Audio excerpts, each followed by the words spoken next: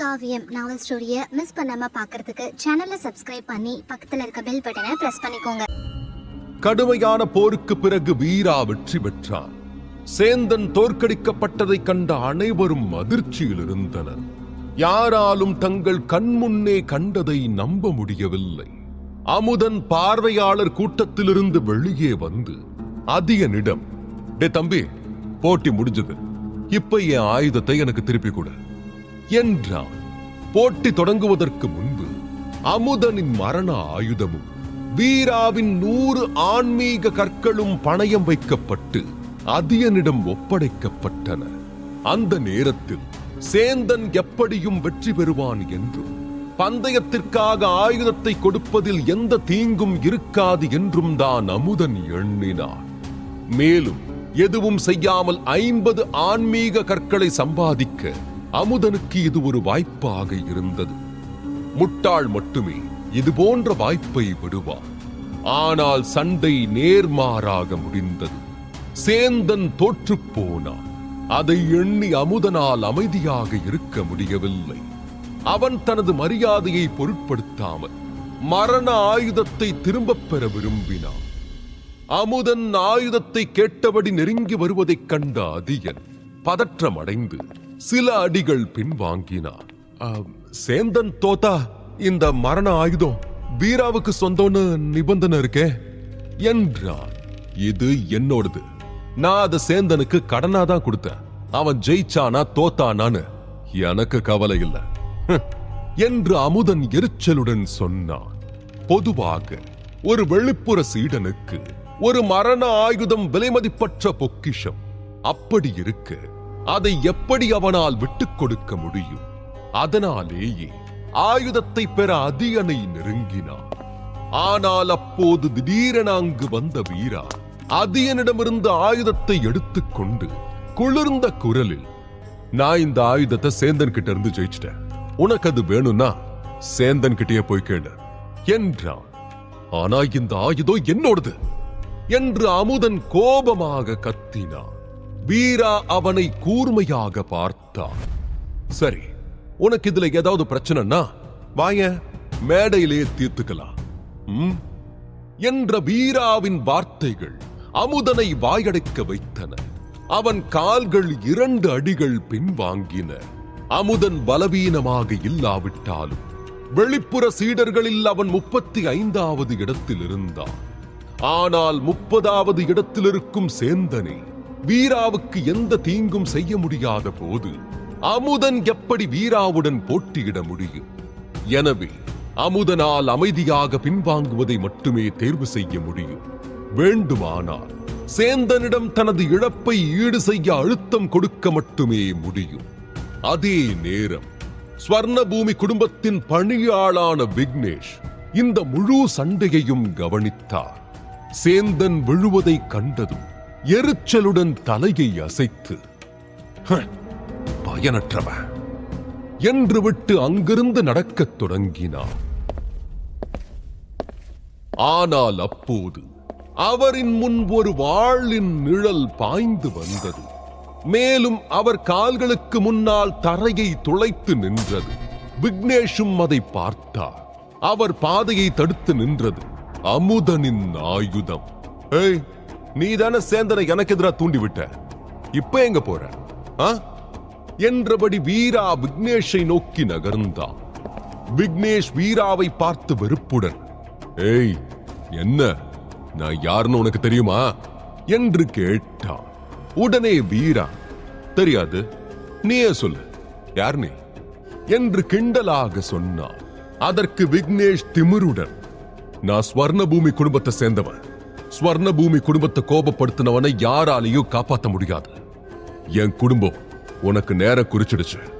உன் மரணம் நிச்சயம். உன் கடைசி ஆசை ஏதாவது இருந்தா சீக்கிரமா நிறைவேற்றிக்க, இல்லன்னா உனக்கு அதுக்கான வாய்ப்பு கூட கிடைக்காம போகலாம் என்று எச்சரித்தார்.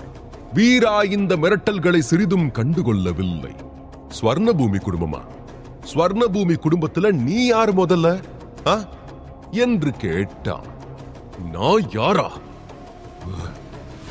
என்று பல்லை கடித்தபடி கேட்ட விக்னேஷின் உடலே அதிர்ந்தது. ஆனால் பின் கேலியாக புன்னகைத்தபடி, நான் ஸ்வர்ணபூமி குடும்பத்தை சேர்ந்த இளையவர், சாகித்யாவுடன் நெருங்கிய பணியாள் என்றார். சாகித்யாவா? இந்த விஷயத்துல சாகித்யா தான் தலையிட விரும்பினதா? ஐயோ, இந்த வீரா எப்ப ஸ்வர்ணபூமி குடும்பத்தை கோபப்படுத்தினான்னு தெரியலையே. இனி யாராலும் அவனை காப்பாற்ற முடியாது என்று அனைவரும் தங்களுக்குள் கிசுகிசுக்க தொடங்கினர். உண்மையில் பலர் இந்த பெயரை கேள்விப்பட்டிருந்தனர். ஸ்வர்ணபூமி குடும்பத்தின் 3வது இளைய வாரிசுதான் சாகித்யா. அவனை பைத்தியக்காரன் என்றுதான் ரகசியமாக குறிப்பிடுவர். மிகவும் மூர்க்கமானவன், கொடூரமானவன், திமிர் பிடித்தவன். இப்படி எத்தனையோ வேண்டாத குணங்கள் அவனிடம் உண்டு. விக்னேஷ் அதற்கு மேல் பேசாமல் அமைதியாகிவிட, ஏதோ யோசித்த வீராவின் கண்களில் ஒரு விசித்திரமான பிரகாசம் தோன்றியது. ஓ, நீ சாகித்யாவோட நெருங்கிய பணியாளா? அவ்வளவுதானே, வேற ஒண்ணும் இல்லையே. ஆனா நீ எங்க பொற்கதிர் குழுவை பொறுத்தவரை வெளியாளாச்சே. அப்படி இருக்கிறப்ப நீ எப்படி இங்க எங்க குழுவுக்குள்ளேயே வந்து எங்களுக்குள்ளேயே சண்டை போட வைக்க முயற்சிக்கலாம் என்று கேட்டான். பொதுவாக ஒரு குழுவில் பலருக்கும் ஒருவருக்கொருவர் பிரச்சனைகள் இருந்த போதிலும் அது அவர்களின் உள் விஷயமாகவே இருந்தது. ஒரு குழுவின் உள் விஷயங்களில் எந்த வெளியாட்களும் தலையிட முடியாது. உண்மையில் ஆதிசக்தி ஆசிரமத்தில் 33 குழுக்கள் இருந்தன. போட்டிக்காக மட்டுமே அனைவரும் பிரிந்திருந்தனர். ஆனால் வெளியிலிருந்து ஒரு பிரச்சனை என வரும்போது அவர்கள் எப்போதும் ஒன்றுபடுகிறார்கள். வெளியாளான விக்னேஷ் சேந்தனை என்ன தாக்க தூண்டினது ஆசிரம விதிகளின் படி ஒரு பெரிய குற்றமா கருதப்படும். நான் சொல்றது சரிதானே என்ற வீரா விக்னேஷை கூட்டத்தின் முன் தள்ளினான். அவனது வார்த்தைகளை கேட்டதும் கூட்டத்தில் இருந்த அனைவரின் முகங்களும் கடுமையாக மாறியது. வீரா சொல்றது உண்மைதான். ஒரு வெளியாளி இங்க வந்து இவ்வளவு இழிவான செயலை செய்யறத நாம எப்படி ஒத்துக்க முடியும் என்று கூட்டத்தில் இருந்து ஒரு சீடன் கத்தினான். ஆமா, சாகித்யா நிச்சயமா சக்தி வாய்ந்தவன் தான். ஸ்வர்ணபூமி குடும்பமும் ஒரு சிறந்த குடும்பம் தான். ஆனா அதுக்காக அவங்க நம்ம குழுவை எப்படி தொந்தரவு செய்யலாம் என்று கூட்டத்தில் இருந்த மக்கள் ஒவ்வொருவரும் தங்கள் அதிருப்தியை வெளிப்படுத்த ஆரம்பித்தனர். மேலும் அவர்களுக்கு முன்னால் இருப்பவர் சாகித்யாவின் பணியாள் மட்டுமே. ஆனால் ஆச்சரியப்படும் விதமாக விக்னேஷ் இப்போது மிகவும் அமைதியாக இருந்தார். அவரது பார்வையில் இந்த வெளிப்புற சீடர்கள் வெறும் ஒரு ஆட்டு மந்தைதான். மேலும் சாகித்யாவின் பெயரை கேட்ட பிறகும் யாருக்கும் தன்னை தொட தைரியம் இருக்காது என்று எண்ணியவர் ஏளனமாக, ஆமா, நான் தான் அதை செஞ்சேன், இப்போ உங்களால என்ன செஞ்சிட முடியும் என்று கேட்டார். அத நான் சொல்றேன் என்ற வீராவின் உதடுகளில் தந்திரமான புன்னகை தவழ்ந்திட அவன் தலையை திருப்பி கூட்டத்தின் நடுவில் இருந்த சிவாவை பார்த்தான். சிவானா, இந்த மாதிரி ஆளுங்க ஆசிரமத்துக்குள்ள நுழைஞ்சா என்ன செய்யணும் என்று கேட்டான். கூட்டத்திலிருந்து சிவா விக்னேஷை பார்த்தபடி, இந்த நபர் ஸ்வர்ணபூமி குடும்பத்தோட பணியாள், ஆதிசக்தி ஆசிரமத்துடைய சீடர் இல்ல. ஆனா பொற்கதிர்குழு உறுப்பினர்களை ஒருத்தருக்கு ஒருத்தர் தாக்க தூண்டி இருக்காரு. அதனால நம்ம விஷயத்துல தலையிட்டா என்ன விளைவு ஏற்படும்னு நாம தான் அவருக்கு கற்பிக்கணும் என்றான். ரொம்ப நல்லது என்ற வீராவின் முகத்தில் புன்னகை மலர்ந்தது. அவன் மெதுவாக விக்னேஷை நோக்கி நகர ஆரம்பித்தான். ஏய், நீ என்ன செய்ய போற என்று விக்னேஷ் வீரா தன்னை கொல்லப் போகிறான் என்பதை உணர்ந்து அவசரமாக சில அடிகள் பின்வாங்கினார். அத்துடன், இங்க பாரு, நான் சாகித்யாவோட பணியாள், அவருக்கு வலது கை மாதிரி. எனக்கு ஏதாவதுனா இளையவர் உன்னை சும்மா விட மாட்டாரு, மரணம் நிச்சயம் என்று கத்திய விக்னேஷ் தன் வார்த்தைகளை முடிக்கும் முன் வீரா மின்னல் வேகத்தில் விக்னேஷின் தலைமுடியை பிடித்து அமுதனின் கத்தியை எடுத்து அவர் கழுத்தில் வைத்தார். மேலும் சிரித்தபடி விக்னேஷின் கழுத்தில் அழுத்தியவர், ஐயோ, முதல் முறையா ஒருத்த வேலைக்காரன்னு சொல்லிக்கிறதுல இவ்ளோ பெருமைப்படுறத பாக்குறேன். சரி, நான் உன்னை கொன்னா உன்னோட முதலாளி குடும்பம் என்ன செய்வாங்க என்று நக்கலாக கேட்டான். விக்னேஷின் முகம் சிவந்தது. அப்போது கூட்டத்தில் இருந்த ஒரு சீடன் முன்னால் வந்தான். அவன் கைகளில் வாளை பிடித்துக் கொண்டு, வீரா, இவ சாகித்யாவோட நெருங்கிய வேலைக்காரன். நீ உண்மையிலேயே அவனை கொன்னா ஸ்வர்ணபூமி குடும்பத்தினரை சமாளிக்கிறது ரொம்ப கஷ்டமாயிடும். அப்புறம் அவங்க கோபத்தை உன்னால தாங்க முடியாம போகலாம் என்றான். அந்த வெளிப்புற சீடன் கருப்பாகவும் சற்று உயரம் குறைவாகவும் இருந்தான். ஆனால் அவனது உடல் மிகவும் உறுதியானதாக இருந்தது. இந்த நபரின் வார்த்தைகள் அவனுமே விக்னேஷின் பக்கம்தான் என்பதை காட்டியது. மேலும் வீராவை பயமுறுத்தவே அவன் ஸ்வர்ணபூமி குடும்பத்தின் பெயரை எடுத்துக் கொண்டது நன்றாகவே தெரிந்தது. ஆனால் உண்மையில் வீரா விக்னேஷை கொல்ல விரும்பவில்லை. இந்த நபர் அவனை கொல்லவே பொற்கதிர் குழுவுக்கு வந்திருந்தார்.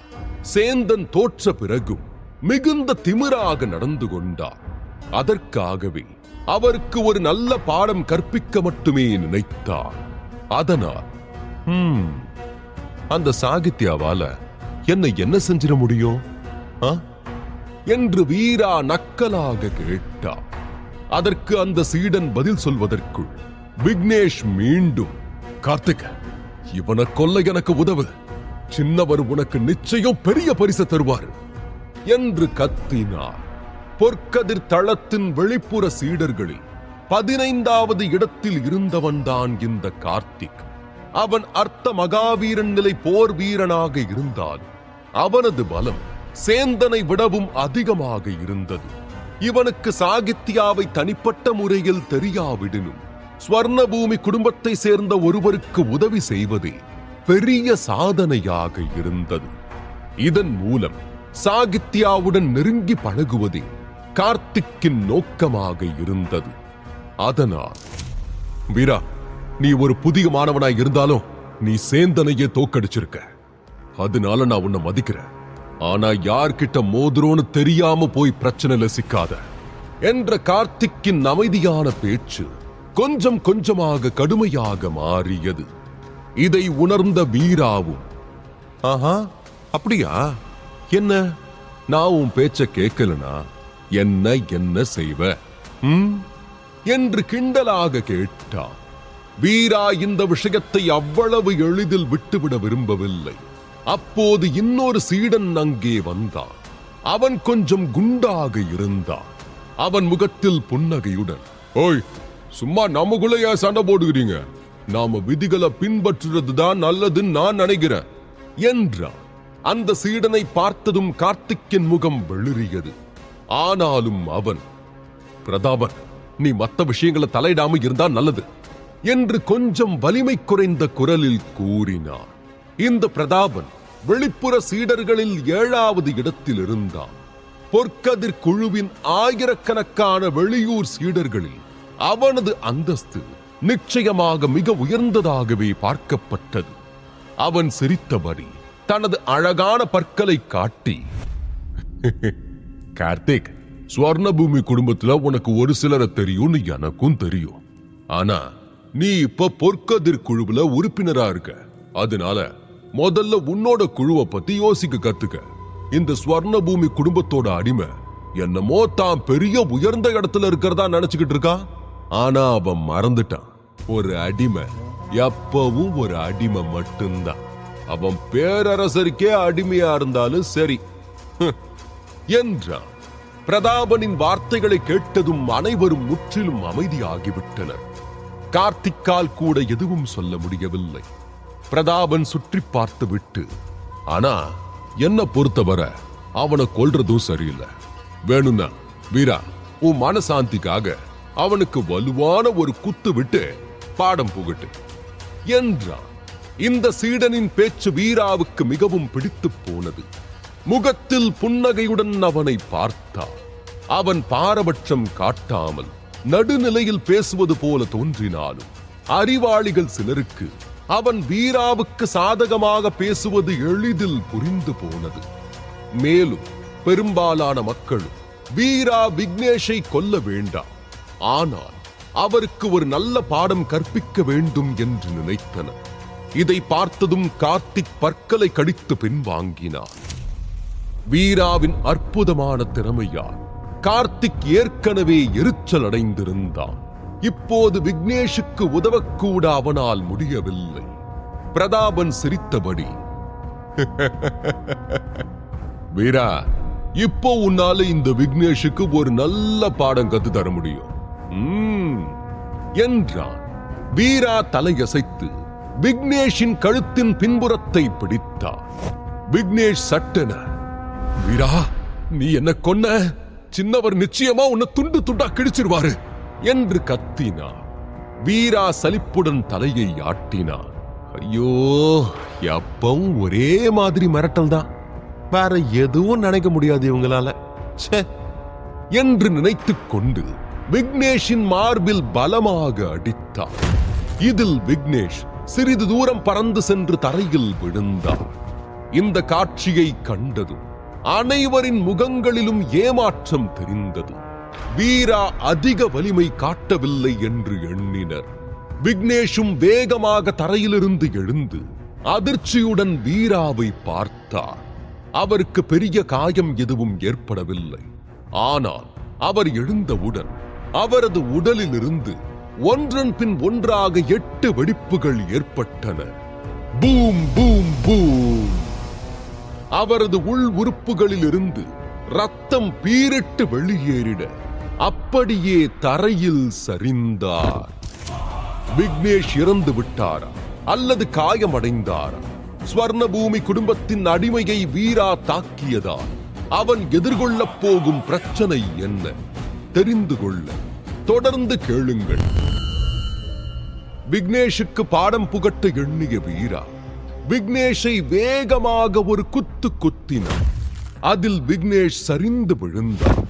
எல்லோரும் அது ஒரு சாதாரண குத்து என்றே நினைத்தார்கள்.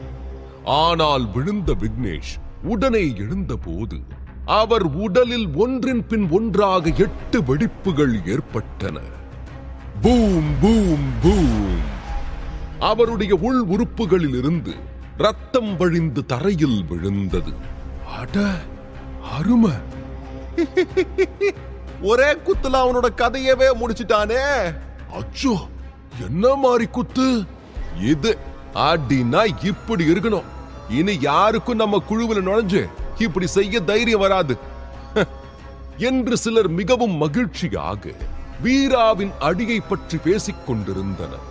ஆனால் அவர்களில் பெரும்பாலானோர் அமைதியாக இருந்தனர். ஸ்வர்ணபூமி குடும்பத்தின் அந்த பைத்தியக்காரன் அத்தனை சுலபத்தில் யாரையும் விடுபவன் அல்ல என அவர்கள் அறிந்திருந்தனர். வீராவின் இந்த செயல் அவனை இன்னும் கோபப்படுத்தும். எனவே இனி யாராலும் வீராவை பாதுகாக்க முடியாது என வீராவுக்காக பலர் வருந்தினர். வீரா, நீ ஸ்வர்ணபூமி குடும்பத்தை சேர்ந்த ஒருத்தரையே தாக்கி இருக்கியே, உனக்கு பயமா இல்லையா என்று பிரதாபன் சிரித்தபடி கேட்டான். வீராவும் சிரித்தபடி, இதனால என்ன மாறிட போகுது? அவங்க ஏற்கனவே என்ன கொல்லணும்னு தானே சுத்திக்கிட்டு இருக்காங்க. 10ஓட 11 அவ்வளவுதான் என்றான். சரி வா, இந்த சண்டை போதும். இன்னைக்கு நாம உன்னோட வெற்றியை கொண்டாடுவோம். வெளியே போய் ஏதாவது சாப்பிடலாம் என்ன என்று பிரதாபன் அழைக்க வீராவும் மறுக்கவில்லை. அதியனையும் சிவாவையும் அழைத்துக் கொண்டு பிரதாபனுடன் வெளியேறினார். அருகில் உள்ள ஒரு கட்டிடத்தின் கூரையில் நின்று துணைத் தலைவர் சிவாங்கியும் நடந்ததை பார்த்து நிம்மதி பெருமூச்சு விட்டாள். இந்த வீராவுக்கு வலிமையும் தைரியமும் அதிகம்தான். சேந்தனை தோக்கடிச்சது மட்டும் இல்லாம விக்னேஷையும் தாக்கி சாகித்யா முகத்துல பலமா அரைஞ்சிட்டான். இனி அவன் சும்மா இருக்க மாட்டான். ஆனா இதுவும் நல்லதுக்குதான். அழுத்தம் கொடுக்க கொடுக்கதான் ஒருத்தருடைய திறமை வேகமா அதிகரிக்கும். ஆனா அந்த சாகித்யா வீராவை கொல்ல வேற ஏதாவது செஞ்சா, இல்ல எல்லை மீறினா என்ன பண்றது? வீராவால அதை சமாளிக்க முடியுமா என்று யோசித்தாள். பின் அலட்சியமாக உச்சு கொட்டியவள், அப்படி ஏதாவது நடந்தா நான் முன்னாடி போய் அவனை பாத்துக்கிறேன். எப்படி இருந்தாலும் ஸ்வர்ண பூமி குடும்பத்தை சேர்ந்த அந்த பெண்ணோட நான் ஒரு கணக்க தீர்க்கணும் என்றாள். அதே நேரம் பிரதாபனுடன் வீராவும் மற்ற இருவரும் நடந்தார்கள். பிரதாபன் மூவரையும் விட மூத்தவன். மேலும் பொற்கதிர் குழுவின் வெளிப்புற சீடர்களில் 7வது நபர். அனைத்து வெளிப்புற சீடர்களும் அவனை மிகவும் மதித்தனர். எனவே அவனுடன் பழக அதிகனும் சிவாவும் முதலில் கொஞ்சம் தயங்கினர். ஆனால் பிரதாபன் மிகவும் நட்பாக நடந்து கொண்டதாலும் அனைவரும் கிட்டத்தட்ட ஒரே பருவ வயதினர் என்பதாலும் சிறிது நேரத்திலேயே அவர்களின் மனதிலிருந்த அனைத்து தயக்கங்களும் மறைந்து விட்டன. வீரா, நான் யூகிச்சது சரினா போட்டி அப்பதான் நீ அநாகத சக்கரத்தை எழுப்பியிருக்க, சரியா? என்று தேநீர் அருந்திக் கொண்டே பிரதாபன் கேட்டான். வீரா பிரதாபனை ஆச்சரியத்துடன் பார்த்து, அப்ப நீங்க அதை உணர்ந்தீங்களா என்று கேட்டான். என்ன வீரா, அண்ணா சொன்னது உண்மையா? நீ உண்மையிலேயே அநாகத சக்கரத்தை எழுப்பிட்டியா என்று அதிகனும் ஆச்சரியத்துடன் கேட்டான். வீராவும் தலையசைத்து, சேந்தனும் நானும் சண்டை போட்டுக்கிட்டு இருக்கிறப்ப இது நடந்துச்சு. அந்த நேரத்துல என்னோட அநாகத சக்கரம் திறக்கலனா இந்நேரம் ஏன் நிலைமைதான் ரொம்ப ஆபத்துல இருந்திருக்கும் என்றான்.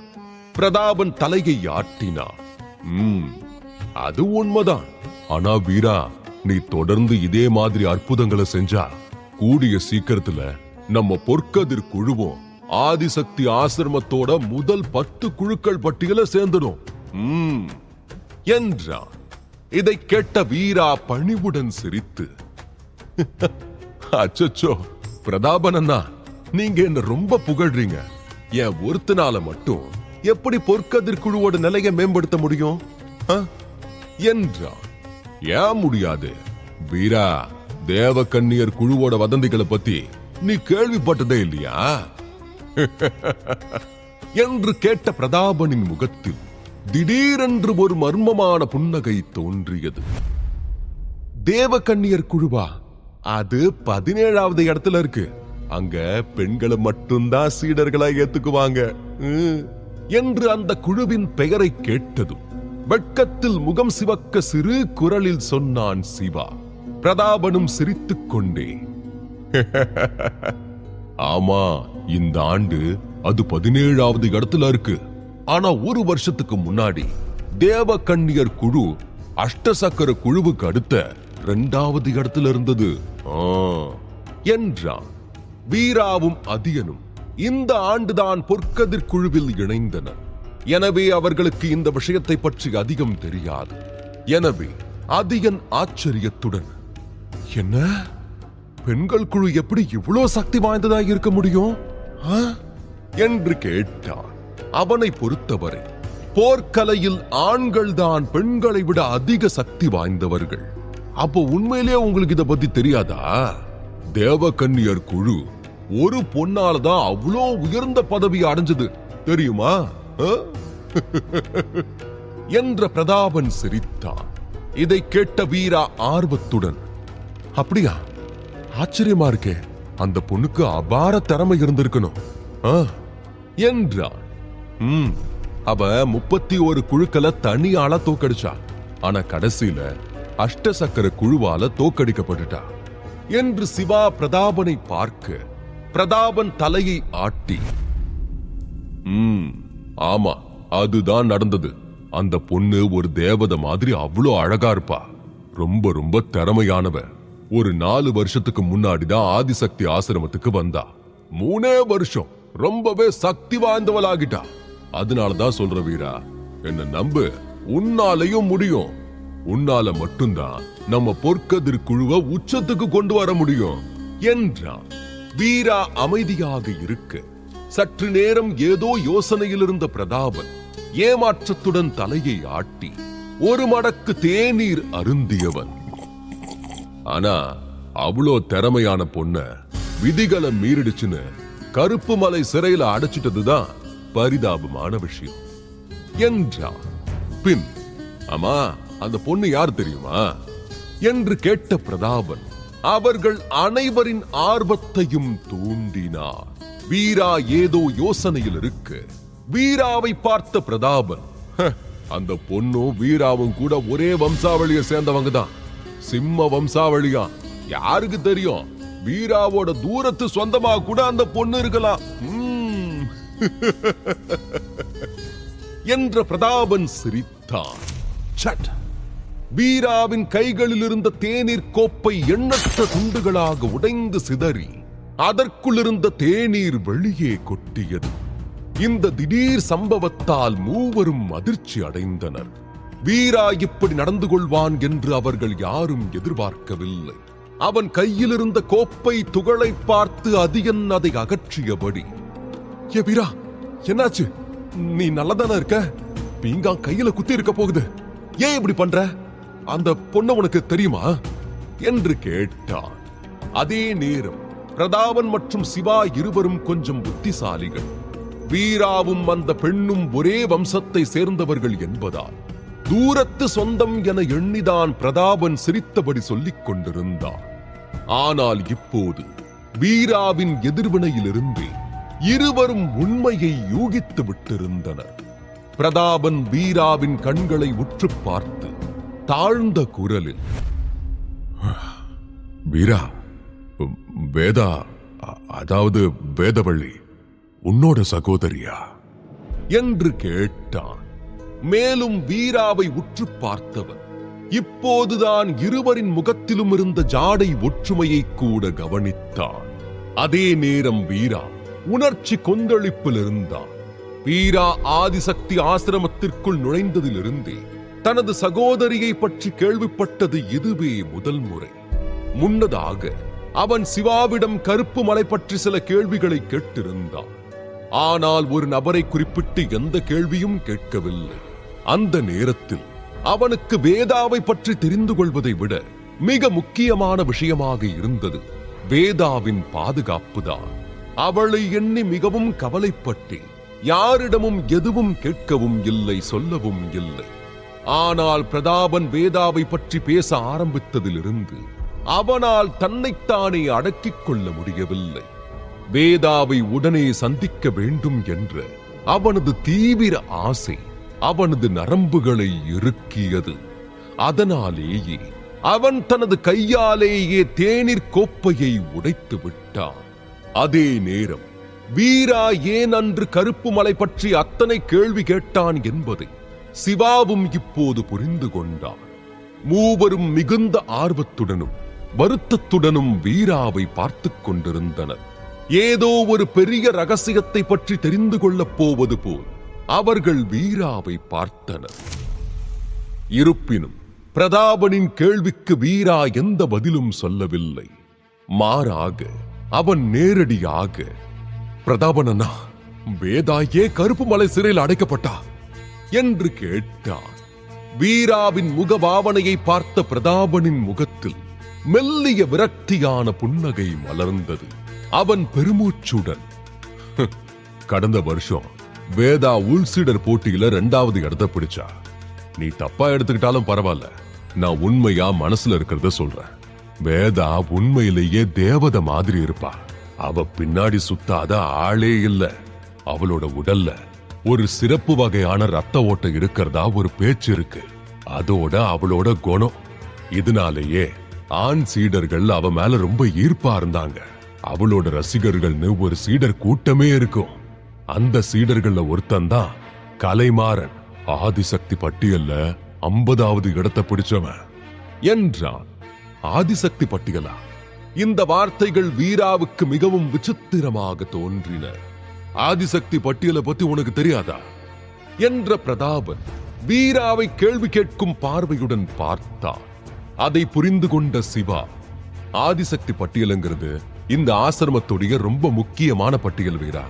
இதுல ஆதிசக்தி ஆசிரமத்தோட முதல் 100 சீடர்கள் அடங்குவாங்க என்றான். ஓ என்று வீரா புரிந்து கொண்டதாக தலையசைத்தான். இந்த ஆதிசக்தி பட்டியல்ல கலைமாறன் 50வது இடத்தை பிடிச்சிருந்தான்.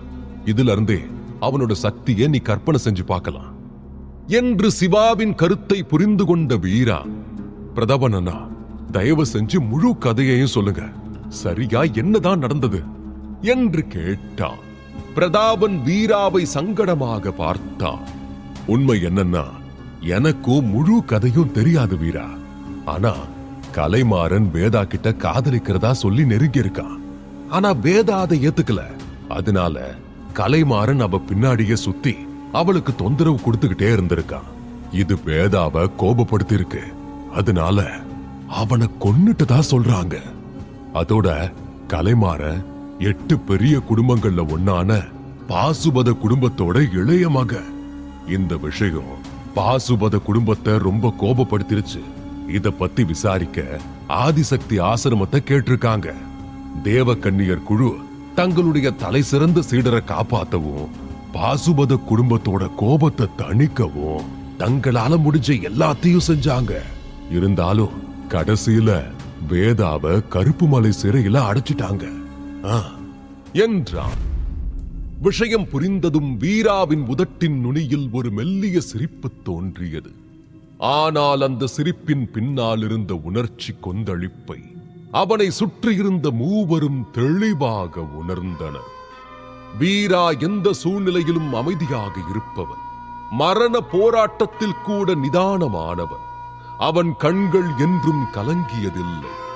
ஆனால் இப்போது அவன் உதட்டில் சிரிப்பு இருந்தாலும் அவன் உள்ளம் தீப்பற்றி எரிந்தது. ஒரு காலத்தில் தன் கண்முன்னே தந்தையை இழந்து ராஜ்யத்தை பறிகொடுத்து சொந்த நாட்டில் அடிமையாகி துரோகத்தால் சின்னா பின்னமானவனின் ஒரே நம்பிக்கை அவன் தங்கைதான். வேதாவுக்காக மட்டுமே அவன் இன்னும் போராடிக் கொண்டுள்ளான். அவளுக்கு ஒரு ஆபத்து எனும் போது அவன் மனம் அதை எப்படி தாங்கும்? பாசுபத குடும்பம். இந்த நேரத்தில் இந்த 2 வார்த்தைகளும் வீராவின் மனதில் ஆழமாக பதிந்து போயின. பாசுபத குடும்பம் 8 பெரிய குடும்பங்களில் ஒன்றாகும். சொல்லப்போனால் முதல் 3 இருந்தது. வீராவுக்கு வேதாவை பற்றி நன்கு தெரியும். அவள் தேவையில்லாமல் எந்த பிரச்சனையும் ஏற்படுத்துபவள் அல்ல. பிரதாபன் கொடுத்த தகவல்கள் அவ்வளவு விரிவாக இல்லாவிட்டாலும் இவற்றில் சில விஷயங்களை வீராவால் யூகிக்க முடிந்தது. கலைமாறன் வேதாவை மீண்டும் மீண்டும் தொந்தரவு செய்திருக்க வேண்டும். அதனால்தான் அவள் கடைசியாக அவனை கொல்ல வேண்டிய சூழ்நிலைக்கு வந்திருப்பாள். இன்னும் கொஞ்சம் காத்திருவேதா. எனக்கு போதுமான பலம் வந்ததும் உனக்கு பலி தந்த பாசுபத குடும்பத்தோட மொத்த பேரையும் பழிவாங்குவ என்று வீரா தனது இதயத்தில் ரகசியமாக சபதம் செய்தார். வீரா, வீரா, நீ நல்லா இருக்கதானே என்று அதியன் வீராவின் கையை பிடித்து அவனை எழுப்புவது போல உலுக்கினான். வீராவை நினைத்து அவன் மிகவும் கவலைப்பட்டான்.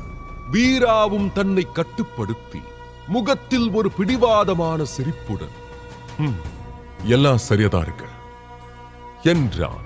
பின்னர் அவன் பிரதாபனிடம் திரும்பி, அண்ணா, கருப்பு மலை சிறையிலிருந்து மக்களை எப்படி காப்பாத்துறதுன்னு நான் தெரிஞ்சுக்க விரும்புறேன் என்று கேட்டான். அடுத்து என்ன நடக்கும்? வீராவால் தனது சகோதரியை கருப்பு மலையிலிருந்து மீட்க முடியுமா? இதற்கு அவன் என்ன விலை கொடுக்க வேண்டும்? பாசுபத குடும்பத்தினர் இதை நடக்க அனுமதிப்பார்களா? தெரிந்து கொள்ள கருப்பு மலையிலிருந்து மக்களை எப்படி காப்பாத்துறதுன்னு எனக்கு தெரியணும் என்று வீரா பிரதாபனிடம் கேட்டான்.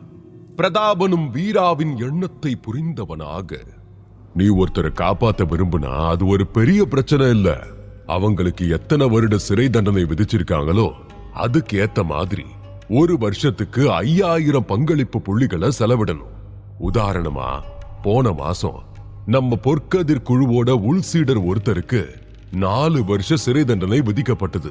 ஆனா யாரோ ஒருத்தர் 20000 பங்களிப்பு புள்ளிகளை பயன்படுத்தி அந்த நபரை கருப்பு மலையிலிருந்து விடுவிச்சாங்க. இந்த விலை கொஞ்சம் அதிகம்தான், ஆனா அது ஒருத்தரை விடுவிக்க உதவும் என்றான். வீராவின் கண்கள் பிரகாசித்தன. அப்படின்னா வேதாவை வெளியே கொண்டு வர எவ்வளவு கடுமையா உழைக்க வேண்டி இருந்தாலும் அதுக்கு நான் தயார்தான் என்று தனக்குள் சொன்னவன், சரி வேதாவுக்கு எத்தனை வருஷம் சிறை தண்டனை விதிச்சிருக்காங்க என்று கேட்டான். பிரதாபன் வீராவை சற்று பதட்டமான பார்வையுடன் பார்த்தான். தனது பதில் கொடூரமாக இருக்கும் என்று பிரதாபனுக்கே தெரியும். ஆனாலும் அவன் பெருமூச்சு விட்டபடி 1000 ஆண்டுகள் என்றான். என்ன 1000 ஆண்டுகளா என்று திடுக்கிட்டான் வீரா. ஆமா வீரா, வேதாவை கருப்பு மலையிலிருந்து விடுவிக்க விரும்பினா உனக்கு 50 லட்சம் பங்களிப்பு புள்ளிகள் தேவை என்று பிரதாபன் அலட்சியமாக கூறினான். ஆதிசக்தி ஆசிரமம் உண்மையிலேயே வேதாவுக்கு இவ்வளவு கடுமையான தண்டனையை கொடுத்துச்சா? 1000 ஆண்டுகள். இவங்க என்ன அப்ப வேதா வாழ்நாள் முழுக்க கருப்பு மலையில சிறைப்பட்டு வாழணும்னு இவங்க விரும்புறாங்களா?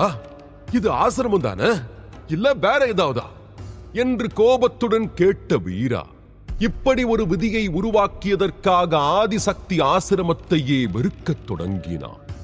பிரதாபன் வீராவை பார்த்து, வீரா, 8 உயர்குடி குடும்பங்கள் ஆதிசக்தி ஆசிரமத்துல வலுவான செல்வாக்க கொண்டிருக்கு. சில சமயங்கள்ல அவங்க ஆசிரமத்தோட உள் விவகாரங்கள்ல கூட தலையிடுறாங்க. இது எல்லா ஆசிரியர்களுக்கும் தெரியும். இந்த சம்பவத்தால தேவகன்னியர் குழுவும் ரொம்ப வருத்தம் அடைஞ்சது. இதனால 2 ஆசிரியர்கள் ராஜினாமா கூட செஞ்சிருக்காங்க என்றான். வீரா தலையசைத்தான். இந்த விஷயம் அவ்வளவு எளிதில்லைன்னு எனக்கு இப்ப புரியுது. இனி நான் எந்த அவசர நடவடிக்கையும் எடுக்க மாட்டேன் என்றான். அத்தனைக்கு பிறகும் அவர்கள் 4வரும் சிறிது நேரம் பொதுவாக பேசிவிட்டு விடுதிக்கு திரும்பினர். ஆனால் வீரா தனது அறைக்கு தூங்கச் செல்லவில்லை. அதற்கு பதிலாக நள்ளிரவில் பயிற்சி அறைக்கு சென்று பயிற்சி செய்ய தொடங்கினான். என் வாழ்க்கையோட இந்த போருக்கு நான் இன்னும் பலவீனமாதான் இருக்கேன் என்றவன் கடுமையாக பயிற்சி செய்தான். வீரா ஆதிசக்தி ஆசிரமத்தின் சீடரானவுடன் வேதாவை பற்றிய அனைத்து தகவல்களையும் பெற்று அவளை விரைவில் விடுவித்து விடலாம் என்று நினைத்திருந்தான். ஆனால் பிரதாபனின் வார்த்தைகள் அவன் காதுகளில் மீண்டும் எதிரொலித்தன. அது அவனுடைய எதிரியை புரிந்து கொள்ளவும் அவனுக்கு என்ன மாதிரியான வலிமை மற்றும் குணம் இருக்கிறது என்பதை புரிந்து கொள்ளவும் உதவியது. எப்படியும் அவர்களின் பார்வையில் வீராவின் தற்போதைய வலிமை ஒரு எறும்பின் வலிமைக்கு ஒப்பானது. Boom boom boom boom. Veera அனைத்து பயிற்சி சிலைகளையும் ஒவ்வொன்றாக அழித்து முழு பயிற்சி அறையையும் நாசமாக்கினார். சில மணி நேர பயிற்சிக்கு பிறகு தன் கோபத்தை வெளியேற்றி லேசாக உணர்ந்தவன் பயிற்சி அறையிலிருந்து வெளியே வந்தார். மறுநாள் அதிகாலையில் வீரா பொற்கதிர் குழுவின் சிகரத்தை நோக்கி செல்லத் தொடங்கினான். சிகரத்தின் உச்சியில்தான் பொற்கதிர் குழுவின் அனைத்து ஆசிரியர்களும் வசிக்கிறார்கள். ஒரு சிறிய விசாரணைக்கு பிறகு தனக்கான பணியை வாங்க யாரிடம் பேச வேண்டும் என்பதை வீரா அறிந்து கொண்டார். இங்கே துணைத் தலைவர் சிவாங்கி ஒரு நாற்காலியில் அமர்ந்து ஏதோ எழுதிக் கொண்டிருந்தாள். அவளுக்கு முன்னால் இருந்த மேஜையில் காகித துண்டுகளின் குவியல் வைக்கப்பட்டிருந்தது. ஒரு பிரகாசமான ஊதா நிற உடையில் தேவதையைப் போல அழகாக தெரிந்தாள். இருப்பினும் அவள் முகத்தில் சிறிது சோர்வு காணப்பட்டது. அவ்வப்போது அவள் முன்னால் இருந்த காகித துண்டுகளின் குவியலை பார்த்து சிவாங்கி பல்லை கடித்தாள். உண்மையில் இன்று பொற்கதிர்குழு ஆசிரியர்கள் சிலர் விடுப்புக்காக வெளியே சென்றிருந்தனர். எனவே பல முக்கியமான விஷயங்களை கையாளும் பொறுப்பு அவள் தோள்களில் விழுந்தது. வீரா அலுவலக கதவை அடைந்து சிவாங்கியை பார்த்துவிட்டு கதவை தட்டினார். என்றபடி சிவாங்கி மேலே பார்த்தாள். வீரா தன் முன் நிற்பதை கண்டாள். இந்த நேரத்தில் அவனது முகத்தில் ஒரு விசித்திரமான வெளிப்பாடு தெரிந்தது. வீரா, நீ இங்கே என்ன செய்ற என்று கேட்டாள். வீரா முன்னோக்கி வந்து, துணைத் தலைவரே, நான் பயணம் போக ஆசைப்படுறேன் என்றாள். பயணத்துக்கா? அதுக்குள்ளையா என்ற சிவாங்கி வீராவை பார்த்து புன்னகைத்து, நீ இவ்வளவு அவசரப்பட வேண்டிய அவசியம் இல்ல வீரா. வெளிப்புற சீடர்களுக்கு சீக்கிரமா மூலிகைகளை தந்துருவோம். அதுவே உன் பயிற்சிக்கு போதுமானதா இருக்கும் என்றாள். பொதுவாக ஆதிசக்தி ஆசிரமத்திற்குள் நுழைந்த எந்த புதிய சீடரும் உடனே ஒரு பயணத்திற்கு செல்ல ஆர்வம் காட்டுவதில்லை. ஏனென்றால் இந்த நேரத்தில் அவர்கள் போதுமான சக்தி வாய்ந்தவர்களாக இருக்க மாட்டார்கள். எனவே அவர்களால் சில எளிதான பணிகளை மட்டுமே முடிக்க முடியும். ஆனால் அதில் அவர்களுக்கு அதிக பங்களிப்பு புள்ளிகள் கிடைக்காது. வீரா தலையை மறுப்பாக ஆட்டி, எனக்கு மருத்துவ மூலிகைகள் வேண்டாம், ஆனா பங்களிப்பு புள்ளிகள் வேணும் என்றார். ஆதிசக்தி ஆசிரமம் மிகவும் வளமானது. இதனால் வெளிப்புற சீடர்களுக்கு கொடுக்கப்படும் மருத்துவ மூலிகைகள் கூட மற்ற ஆசிரமங்களை விட சிறந்தவை. ஆனால் வீராவின் உடல் ஏற்கனவே ஆயுதத்தைப் போல வலிமையானதாக இருந்ததால் மருத்துவ மூலிகைகள் அவனுக்கு பயன்படாது. சரி, நீ இப்பவே பயணத்துக்கு போகணும்னு சொல்ல உண்மையான காரணம் என்ன என்று சிவாங்கி கொஞ்சம் ஆர்வமாக கேட்டாள். அதற்கு வீரா, எனக்கு பங்களிப்பு புள்ளிகள் வேணும் என்று மட்டும் கூறினான். அவன் விரைவில் 50 லட்சம் புள்ளிகளை பெற வேண்டியிருந்தது. நிச்சயமாக லட்சக்கணக்கான புள்ளிகளை பெற நீண்ட நேரம் எடுக்கும். ஆனால் இப்போதைக்கு அவன் சில 100 புள்ளிகளையாவது பெற வேண்டும். அவனது தற்போதைய வலிமையால் அவனால் வேதாவை கருப்பு மலையிடமிருந்து காப்பாற்ற முடியாது என்பது உண்மைதான். ஆனால் 500 புள்ளிகளை பெற்று குறைந்தபட்சம் அவளை சந்திக்கவாவது செல்லலாம். இதனால் அவன் வேதாவை பார்க்க முடியும். மேலும் வேதாவுக்கும் வெளியேற முடியும் என்ற நம்பிக்கை வரும். வீராவின் பிடிவாதமான பேச்சை பார்த்த சிவாங்கி எதுவும் சொல்லவில்லை. அவள் தன் அருகில் கிடந்த ஒரு புத்தகத்தை திறந்து வீராவை நோக்கி திருப்பினாள். பிறகு தன் இனிமையான குரலில், இது ஒரு முதன்மை பணி புத்தகம். இதுல எளிதான பணிகளோட பட்டியல் இருக்கு. இந்த பணிகள்ல ஒண்ண நீ தேர்வு செய்யலாம் என்றாள். வீரா உடனடியாக புத்தகத்தை எடுத்து அதை பார்த்தார். 3 நாட்களுக்கு மருந்தகத்தை கவனித்துக் கொள்ள உதவுதல் 12 புள்ளிகள், 7 நாட்களுக்கு போக்குவரத்து துறைக்கு சரக்கு பொருட்களை வழங்க உதவுதல் 21 புள்ளிகள். இந்த பணிகளை பார்த்த வீரா திகைத்தார். இந்த பணிகள் அனைத்தும் மிக குறைவான பங்களிப்பு புள்ளிகளையே சம்பாதித்தன. அதாவது ஒரு நாளைக்கு 3 அல்லது 4 புள்ளிகள். வீரா இப்படி புள்ளிகளை பெற்றால் 500 புள்ளிகளை பெற அவனுக்கு 3 முதல் 4 மாதங்கள் கூட ஆகலாம். வேதாவை காப்பாற்ற இந்த பணிகளை நம்பியிருந்தால் அதற்கு பல ஆண்டுகள் ஆகும். என்னாச்சு, புள்ளிகள் ரொம்ப குறைவா இருக்கிறதா நினைக்கிறியா? ஆரம்பத்துல அப்படிதான், ஆனா படிப்படியா நீ அதுக்கு பழகிடுவ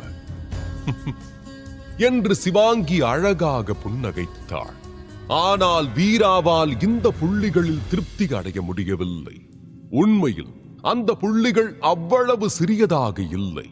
12 பங்களிப்பு புள்ளிகளுக்கு ஒருவர் 24 குறைந்த அளவிலான ஆன்மீக கற்களை பெற முடியும்.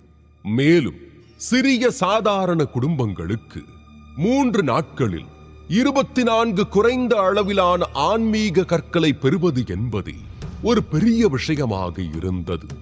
ஆனால் அவை வீராவுக்கு எந்த பயனும் தராதே.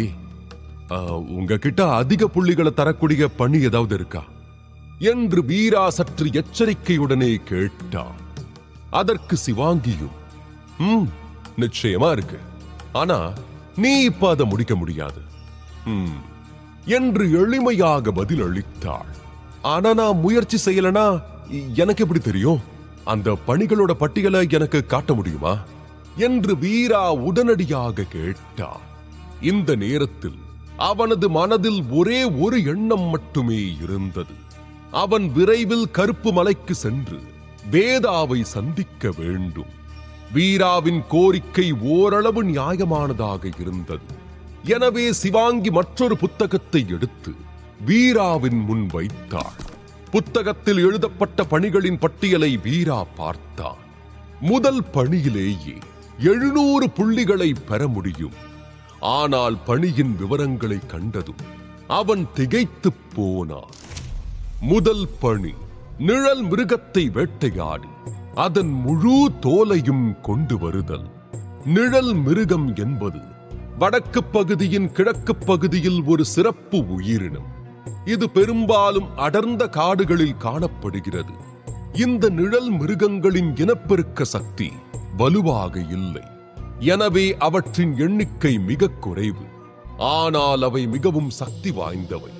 அர்த்த மகாவீரர்கள் கூட நிழல் மிருகங்களுடன் போட்டியிட முடியாது என்று கூறப்படுகிறது. வீரா அடுத்த பணியை பார்த்தார். அதற்கும் 700 புள்ளிகள் தரப்பட்டிருந்தது. ஆனால் அது பல ஆண்டுகளுக்கு முன்பு ஓடிப்போன ஒரு தப்பி ஓடியவரை வேட்டையாடுவதை உள்ளடக்கியது. இது போன்ற பணிகளை மேற்கொள்வதில் எந்த பயனும் இல்லை. ஆனால் வீரா பட்டியலை தொடர்ந்து பார்த்தபோது கீழே இன்னும் ஒரு பணி மீதமிருந்தது. அந்த பணிக்கு நிலையான புள்ளிகள் எதுவும் இல்லை. ஆனால் 500 முதல் 5000 வரையிலான புள்ளிகளை கூட பெறலாம். வீரா கவனமாக பார்த்தார். இந்த பணிக்காக சீடர்கள் பூச்சிகளின் குழுவை எதிர்கொள்ள வேண்டியிருந்தது. நரமாமிச பூச்சிகளின் குழு பேரரசின் தெற்கு பகுதியில் ஒரு பெரிய பிரச்சனையாக இருந்தது. ஒவ்வொரு வருடமும் சித்திரை மற்றும் வைகாசி மாதங்களில் நரமாமிச பூச்சிகளின் ஒரு பெரிய படை பேரரசின் தெற்கு பகுதியில் கூடி மக்களின் உயிர்களுக்கும் சொத்துக்களுக்கும் பெரும் சேதத்தை ஏற்படுத்தும். நரமாமிச பூச்சி பெயரில் குறிப்பிடுவது போல சாதாரண பொதுவான பூச்சிதான். ஆனால் அது மற்ற பூச்சிகளைப் போல பலவீனமானது அல்ல. ஒவ்வொரு பூச்சியும் ஒரு வயது வந்த மனிதனின் அளவிருக்கும். இந்த பூச்சிகளை கொல்ல யவன பேரரசு ஒவ்வொரு வருடமும் தெற்கு பகுதிக்கு ஏராளமான படைகளை அனுப்புகிறது. ஆனால் பூச்சிகளை தடுக்க அவர்களின் பலம் போதுமானதாக இல்லை. எனவே ஆதிசக்தி ஆசிரமத்திலிருந்தும் பலர் அங்கு அனுப்பப்படுகிறார்கள். இந்த பணியின் விவரங்கள் சிறு பத்தியாக கீழே இருந்தன. நீங்கள் 4 பூச்சிகளை கொன்றால் உங்களுக்கு 1 புள்ளி கிடைக்கும். இதுவே நீங்கள் ஒரு பூச்சி தலைவரை கொன்றால் உங்களுக்கு 5 புள்ளிகள் கிடைக்கும். வீரா இந்த புள்ளிகளை பற்றி யோசித்தவன். பின்னர் சிவாங்கியிடம் மகிழ்ச்சியுடன், துணைத் தலைவரே, இந்த பூச்சி கொல்ற பணியை நான் ஏத்துக்க விரும்புறேன் என்றான். வீராவின் வார்த்தைகளை கேட்ட சிவாங்கி கண்களை சிமிட்டி கிண்டலாக புன்னகைத்தாள். இந்த புத்தகத்துல கொடுக்கப்பட்டிருக்கிற பணிகளை நீ ஏத்துக்க நினைக்கிறியா என்று கேட்டாள். வீரா சிரித்தாள். ஆனால் இதை மறுக்கவில்லை. ஏனென்றால் இவ்வளவு புள்ளிகளை ஒரே நேரத்தில் சம்பாதிக்க வேறு எந்த பணியிலும் வாய்ப்பில்லை. அதனால் தான் வீரா இந்த பணியை ஏற்க விரும்பினார். ஆனாலும் கேலியாக சிரித்துக் கொண்டிருந்த சிவாங்கி வீரா விளையாடவில்லை என உணர்ந்து சட்டென தனது முகபாவனையை மாற்றி, நீ அங்க போக முடியாது என்றாள். உடனே வீராவின் புன்னகை மறைந்தது. ஏன் என்று கேட்டான். நரமாமிச பூச்சிகளை கொல்றது அவ்வளவு சுலபம் நினைச்சியா? பொதுவா அர்த்த மகாவீரர் நிலை வீரர்கள் மட்டும்தான் இந்த பணியை ஏத்துக்குவாங்க. அப்படி இருக்கிறப்ப அவங்களுடைய இறப்பு விகிதமே 60% இருக்கு. நான் என்ன சொல்றேன்னு உனக்கு புரியுதா என்று வீராவின் கண்களை பார்த்து சிவாங்கி கேட்டாள். வீரா தனது அநாகத சக்தியை நம்பி அந்த நரமாமிச பூச்சிகளை கொல்லச் சென்றால் அவனது மரணம் நிச்சயம். எனக்கு புரியுது என்று வீரா அமைதியாக தலையசைத்தான். புரிஞ்ச வரைக்கும் நல்லது. வேற ஏதாவது வேலையை பாரு, போ என்று சிவாங்கி திருப்தியுடன் தலையை ஆட்டி பட்டியல் புத்தகத்தை ஒதுக்கி வைக்க தொடங்கினார். வீரா உடனே கையை நீட்டி அந்த புத்தகத்தை பிடித்து, ஆனாலும் நான் அந்த பயணத்துக்கு போக விரும்புறேன் என்றார். சிவாங்கிக்கு வீரா சொன்னதை கேட்டு சிரிப்பதா கோபப்படுவதா என்று தெரியவில்லை. ஆனால் அவள், ஹே, நான் சொன்னது உனக்கு புரியலையா? நீ அங்க போக முடியாது என்று கத்தினாள். துணைத் தலைவரே, நீங்க என்ன நினைச்சு கவலைப்படுறீங்கன்னு எனக்கு தெரியும். ஆனா எனக்கு பங்களிப்பு புள்ளிகள் உண்மையிலேயே தேவை. அதனால உங்களுக்கு சம்மதம் இல்லைனாலும் நான் இந்த பணியில ஈடுபடதான் போறேன் என்று வீராவும் உறுதியாக சொன்னான். சிவாங்கி வீராவை பார்த்து சந்தேகத்துடன், அப்படி அந்த பங்களிப்பு புள்ளிகளை வச்சு நீ என்ன செய்ய போற என்று கேட்டாள். வீரா எந்த பதிலும் சொல்ல விரும்பவில்லை. அதனால் அவன் ஒரு மரக்கட்டை போல அசையாமல் நின்றான். அதைக் கண்ட சிவாங்கிக்கு அவன் சரி என்ற வார்த்தையை கேட்காமல் இங்கிருந்து வெளியேற மாட்டான் என்று தோன்றியது. அடுத்து என்ன நடக்கும்? சிவாங்கி வீராவின் பிடிவாதத்திற்கு அடிபணிந்து அவனை இந்த பணிக்கு செல்ல விடுவாளா, அல்லது வீரா தனது பிடிவாதத்தை விட்டுக் கொடுப்பானா?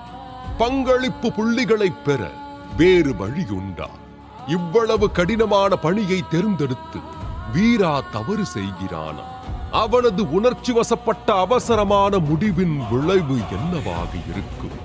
தெரிந்து கொள்ள தொடர்ந்து கேளுங்கள். துணைத் தலைவர் சிவாங்கி வீராவை பார்த்து சந்தேகத்துடன், அப்படி அந்த பங்களிப்பு புள்ளிகளை வச்சு நீ என்ன செய்ய போற என்று கேட்டாள். வீரா எந்த பதிலும் சொல்ல விரும்பவில்லை. அதனால் அவன் ஒரு மரக்கட்டையைப் போல அசையாமல் நின்றான்.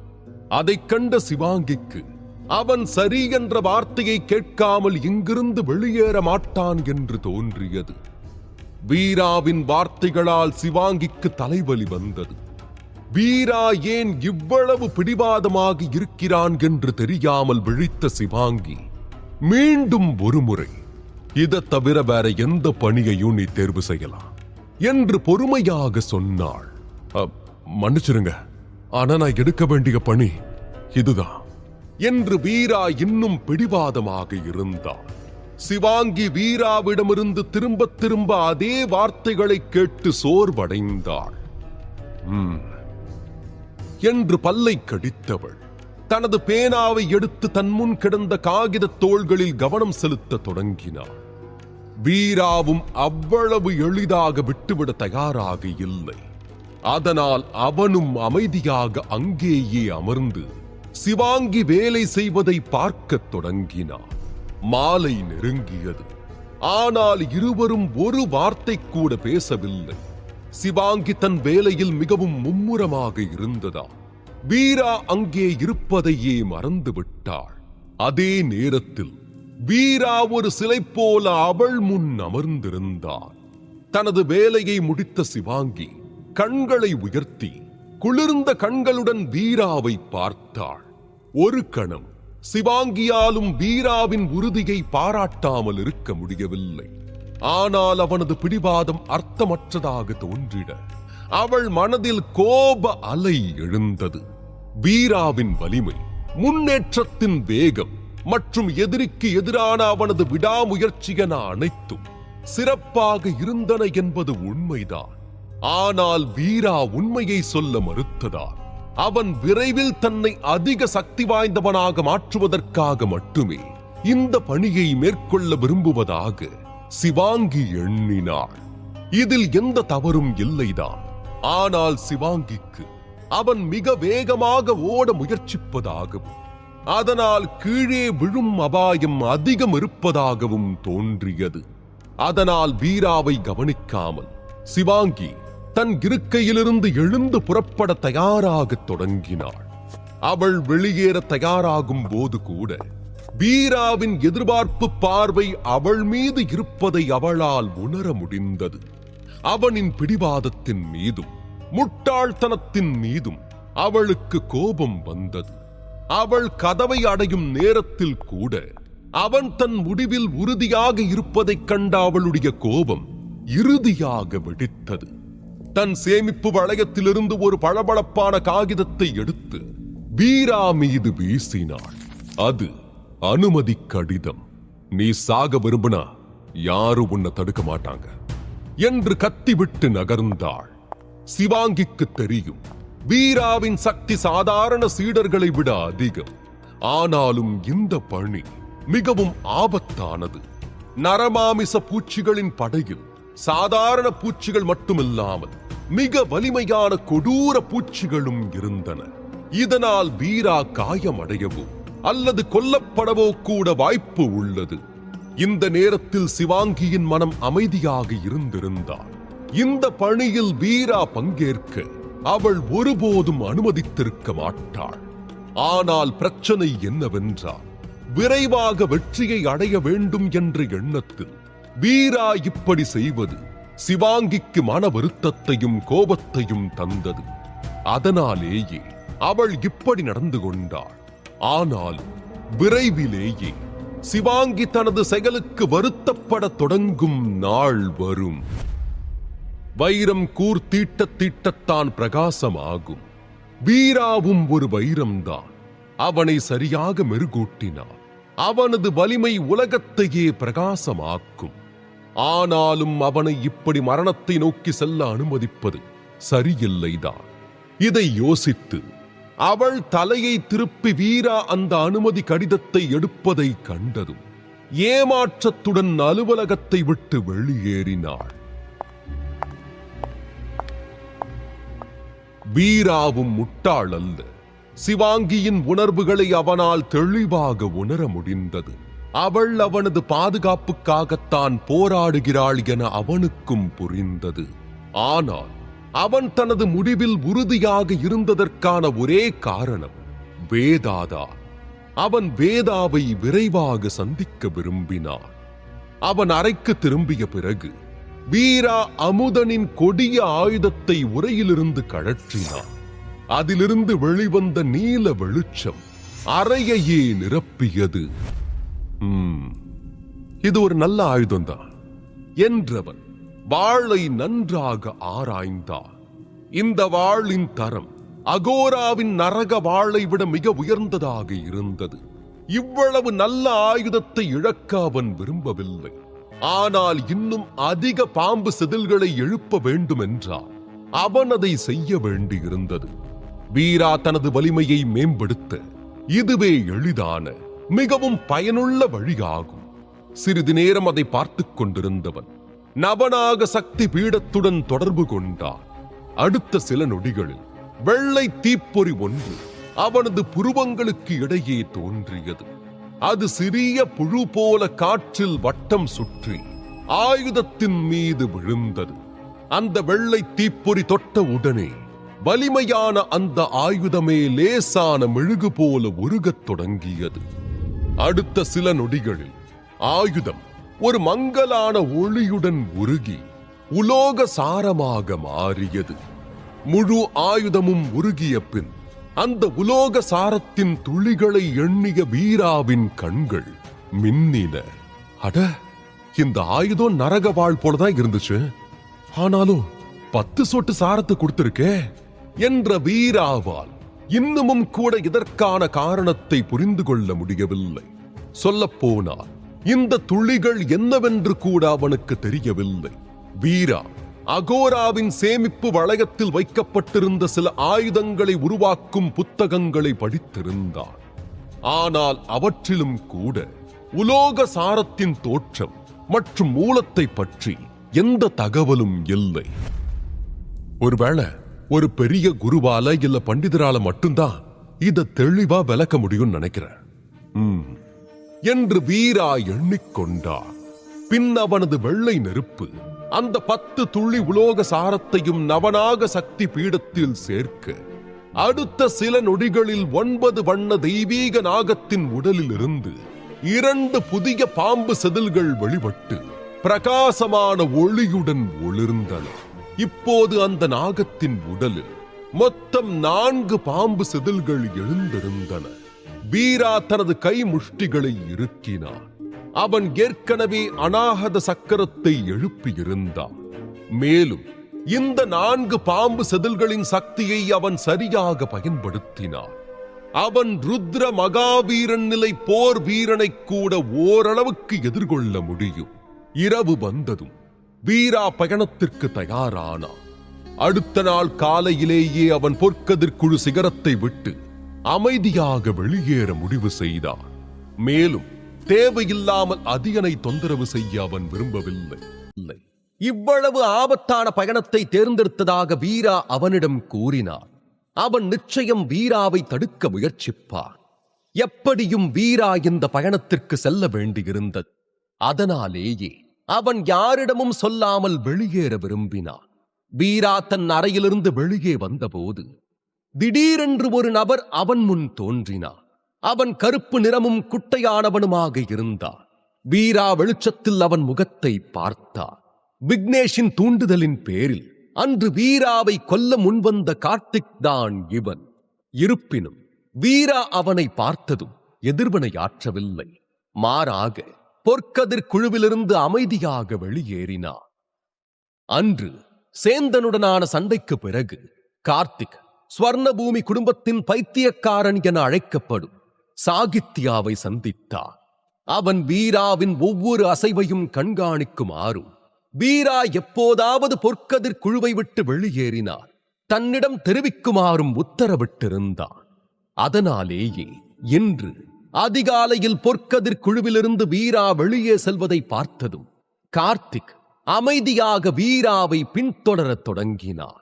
சிறிது நேரம் பின்தொடர்ந்த கார்த்திக்கு வீரா ஆதிசக்தி ஆசிரமத்தின் கிழக்கு பகுதிக்கு செல்வது புரிந்தது.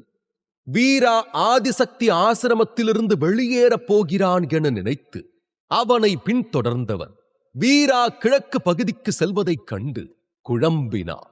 ஏனெனில் ஆசிரமத்திலிருந்து வெளியேறும் வாயில் அங்கு கிடையாது. ஆனால் சிறிது நேரத்திலேயே ஆதிசக்தி ஆசிரமத்தின் போக்குவரத்து பகுதியை அடைந்ததும் வீரா தனது பணிக்காக இங்கு வந்திருப்பதை உணர்ந்தார். உண்மையில் நரமாமிச பூச்சிகளின் படை ஒவ்வொரு ஆண்டும் பேரரசை தாக்கும். எனவே ஆதிசக்தி ஆசிரமம் அவற்றை அழிப்பதையே ஒரு பணியாக அறிவித்தது. இதனால் பல சீடர்களும் இந்த பணியில் பங்கேற்றனர். இந்த வேலைக்காக சீடர்கள் பேரரசின் தெற்கு பகுதிக்கு செல்ல வேண்டியிருந்தது. பொதுவாக இங்கு கால்நடையாக நடந்து சென்றால் அந்த இடத்தை அடைய நீண்ட நேரம் எடுக்கும். எனவே பெரும்பாலான சீடர்கள் தங்கள் குழு தலைவர்களிடம் பணியை ஏற்றுக்கொண்ட பிறகு போக்குவரத்து பகுதிக்கு செல்வர். அங்கு பெரிய பறக்கும் தேர் இருக்கும். அதன் மூலம் சீடர்கள் வேட்டைக்கு செல்வர்.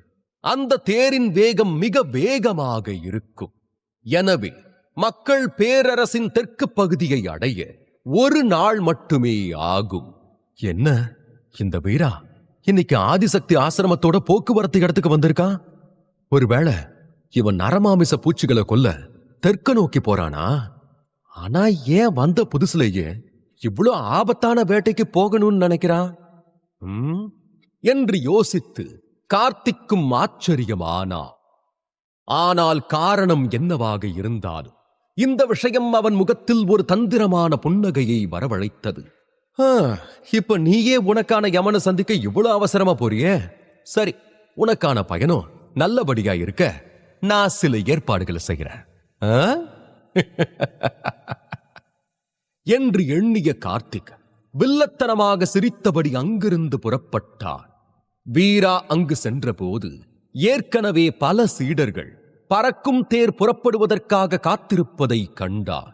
வீராவைப் போலவே இந்த சீடர்களும் நரமாமிச பூச்சிக்களை கொல்லும் பணியை ஏற்றுக்கொண்டுள்ளனர் என்பது அவனுக்கு புரிந்தது. இங்கே இருந்த சீடர்களில் பெரும்பாலானோர் கருப்பு அங்கி அணிந்திருந்தனர். அதே நேரத்தில் வெள்ளை அங்கி அணிந்த சீடர்களின் எண்ணிக்கை மிக குறைவு. ஆனால் அங்கிருந்த ஒவ்வொரு சீடரும் இந்த பணியை எண்ணி மிகவும் உற்சாகமாக இருந்தனர். அந்த மக்கள் வீராவை பார்த்ததும் அவர்களின் கண்களில் ஒரு ஆச்சரிய உணர்வு தெரிந்தது. இதற்கு காரணம் வீரா மிகவும் சிறப்பு வாய்ந்தவன் என்பதல்ல, அவன் வெறும் அநாகத சக்கரத்தை மட்டுமே எழுப்பியிருந்தான் என்பதுதான். இந்த வலிமையை வைத்துக்கொண்டு அவன் ஏன் இவ்வளவு ஆபத்தான பணிக்கு வந்தான் என்றே அவர்கள் அனைவரும் ஆச்சரியப்பட்டார்கள். உண்மையில் நரமாமிச பூச்சிகளை கொல்லும் பணி அவ்வளவு எளிதான காரியமல்ல. அந்த பூச்சிக்களின் எண்ணிக்கை மிக பெரியது. மேலும் அவை அனைத்தும் குழுக்களாக தாக்கும். ஒரு சிறிய அலட்சியம் கூட ஒரு அர்த்த மகாவீரனின் உயிரையே பறித்துவிடும். எனவே ருத்ர மகாவீரர் அல்லது சக்தி வாய்ந்த அர்த்த மகாவீரர் நிலை வீரர்கள் மட்டுமே இந்த பணியை ஏற்றுக்கொள்வார்கள். இதனாலேயே வீராவை பார்த்து அனைவரும் ஆச்சரியப்பட்டனர். வீரா அந்த மக்களின் வியந்த கண்களை புறக்கணித்துவிட்டு அமைதியாக சென்று ஒரு மூலையில் அமர்ந்தான். பின் கண்களை மூடிக்கொண்டு தியானம் செய்ய தொடங்கினார். அதே நேரத்தில் வீராவின் எதிர்பக்கத்தில் அமர்ந்திருந்த 4 அல்லது 5 உள் சீடர்கள் வீராவையே பார்த்து தங்களுக்குள் கிசுகிசுத்துக் கொண்டிருந்தனர். ஆனால் அது வீராவுக்கு தெளிவாக கேட்டது. சொல்லப் போனால் அவர்கள் கேட்க வேண்டுமென்றே பேசிக் கொண்டிருந்தனர். அடேங்கப்பா, அநாகத சக்கரத்து போர் வீரன்லாம் எப்போலந்து இந்த பணிகளை ஏத்துக்க தொடங்கினான்னு தெரியலையே. அட, இந்த உலகத்துல தங்களோட வரம்ப மீறி பெரிய கனவுகளா காண்றவங்க பல பேர் இருக்காங்க. பொறு, நாம பயணம் ஆரம்பிச்சதும் அவனை கிண்டல் பண்ணலாம், இல்ல இப்படியே ஓடிடுவான் என்று அவர்கள் தங்களுக்குள் பேசிக் கொண்டிருக்கும் போதே கடினமான வலிமையான உடல் கொண்ட சீடன் ஒருவன் அவர்களின் குழுவிலிருந்து வெளியே வந்து வீராவை நோக்கி நடந்தான். பின், தம்பி, நீயும் நரமாமிச பூச்சிகளை கொல்லதான் வரியா என்று கேட்டான். உடனே வீரா கண்களை திறந்து அந்த சீடனை பார்த்து, ஏன், உனக்கு அதுல ஏதாவது பிரச்சனையா என்று கேட்டான். வலிமையான உடல் கொண்ட சீடன் சத்தமாக சிரித்தான். நீ இப்பதான் அநாகத சக்கரத்தை எழுப்பியிருக்க. சொல்ல போனா பூச்சிகளோட ஒரே தாக்குதல்ல நீ செத்து போயிடுவியன்னு நான் பயப்படுறேன் என்றான். உடனே வீரா ஓ என்று சொல்லிவிட்டு மீண்டும் கண்களை மூடிக்கொண்டான். வீராவிடமிருந்து இப்படியான எதிர்வினையை கண்டதும் வலிமையான உடல் கொண்ட சீடனின் கண்கள் சுருங்கின. பின் அவன் வீராவின் சட்டையிலிருந்த அனுமதி காகிதத்தை பார்த்தான். அதை எடுக்க தனது கையை நீட்டினான். ஆனால் அவன் காகிதத்தை தொடுவதற்கு முன்பே வீரா சட்டென கண்களை திறந்தான். உடனடியாக அந்த சீடனின் பிடியிலிருந்து விலகி விரைவாக திரும்பி அந்த சீடனின் பின்னால் வந்து அவன் கழுத்தை தன் கைகளால் பற்றினான். அத்துடன் அவன் கால்களையும் தன் கால்களில் சிக்க வைத்து கிடுக்குப்பிடியாக பிடித்தான். இதனால் அந்த சீடனால் அசையவே முடியவில்லை. அது மட்டுமின்றி அந்த சீடன் எதிர்வினை ஆற்றுவதற்கு முன்பே அவன் கழுத்தில் குளிர்ச்சியான உணர்வை உணர்ந்தான். இதனால் குனிந்து பார்த்தவன் தலைமுடி பயத்தில் எழுந்து நின்றது. காரணம், அவன் பின்னால் நின்று கொண்டிருந்த வீரா இப்பொழுது அவன் கழுத்தில் வாயுவேக கத்தியை நீட்டிக் கொண்டிருந்தான். அடுத்து என்ன நடக்கும்? வீரா அந்த சீடனை கொல்லப் போகிறான். கார்த்திக் என்ன செய்ய போகிறான்? பைத்தியக்கார சாகித்யாவிடம் வீராவை பற்றிய தகவலை மட்டும் கொடுப்பான், அல்லது வீராவை கொல்ல நேரடியாக சதி செய்வான்? தெரிந்து கொள்ள தொடர்ந்து கேளுங்கள். வீராவின் வாயுவேக கத்தி உடைந்திருந்தது. ஆனாலும் அது உலகில் உள்ள எதையும் வெட்டக்கூடியது போல மிகவும் சக்தி வாய்ந்தது. வீரா தனது காகிதத்தை தொட வந்தவனை கிடுக்குப்பிடியாக பிடித்து அவன் கழுத்தில் கத்தியை வைத்து மடக்கி பிடித்திருந்தான். அந்த கத்தி அந்த வலிமையான உடல் கொண்ட சீடனின் தோலை லேசாக தொட்டதற்கே யாரோ தனது தோலை தனது உடலிலிருந்து கிழித்து எறிவது போன்ற ஒரு வலியை அந்த சீடன் உணர்ந்தான். அதே நேரம் இந்த காட்சியை கண்டதும் அவனது நண்பர்கள் முகம் வெளிரிப் போனது.